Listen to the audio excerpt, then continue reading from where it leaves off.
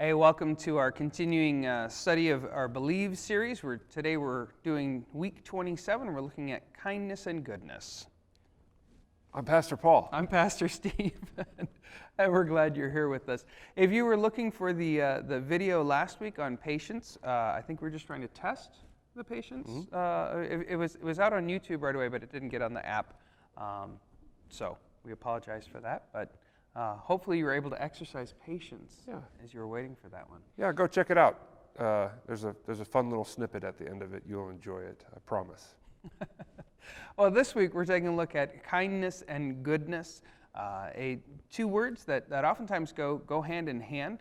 Loving kindness sometimes as it's used in the Old Testament, but there really is a difference between those two words. When we take a look at it, kindness really talks more about our attitudes that we bring.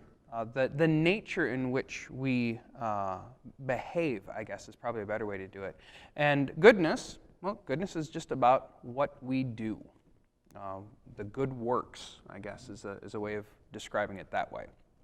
And I was talking with Steve before this video, and I thought, there's sometimes you get to a point in your preaching and teaching that you kind of go, this should be a no-brainer for us. And this is one of those subjects. I mean, Christians should be kind and good. And so, without sounding harsh, Be kind. This is. Be I know. kind. This is kind of a no-brainer. Obviously, sin is in our lives, and sin obstructs the goodness and the kindness that we want to do. I mean, I think of the Apostle Paul. He says, "The good things that I want to do, I don't do, and the things I don't want to do, I do those things." And what a wretched man I am. And so I think we all stand together in that. But our world certainly needs to see Christians full of kindness and goodness.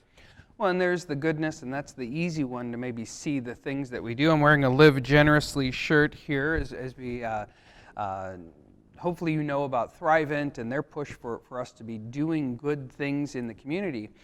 The one that maybe is a little bit harder is the kindness one, I think.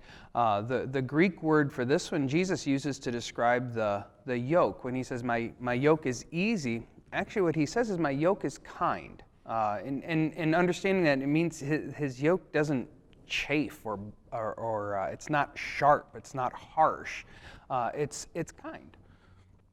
Yeah, and we also talked about that's the analogy that Jesus uses. We talked about as well the analogy of drinking a good wine, and a bad wine, it kind of chafes. It kind of you kind of get a headache, right? It bites you back. Yeah, bites you back. But a good wine, a really nice wine, is something that is very smooth. Think about the wedding at Cana.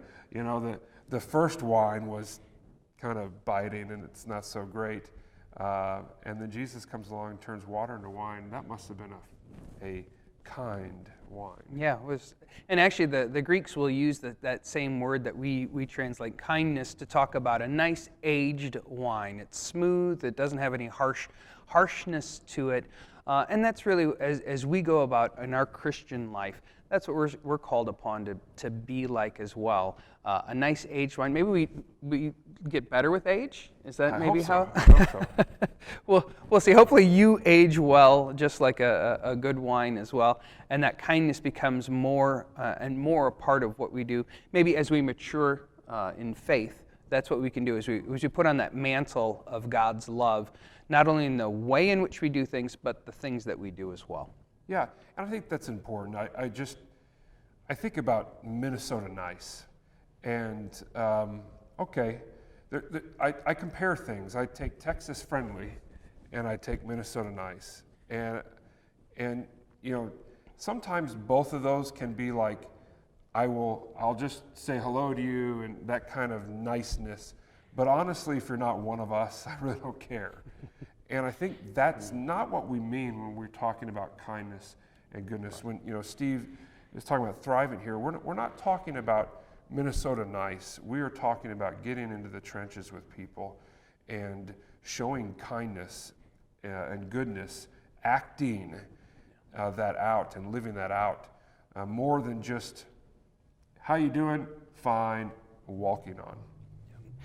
And that's where we're called upon to engage in our world that is not very nice. This is not very kind, sometimes not very good. But we're called upon to be those beacons of light, of kindness and goodness in the world that is dark and harsh. So in your small groups this week, we encourage you to talk about that, maybe see examples and further delve into the difference between kindness and goodness as you seek to live in the light of God's love as we seek to share that love of Christ every day. Enjoy your small groups this week. We'll see you next time.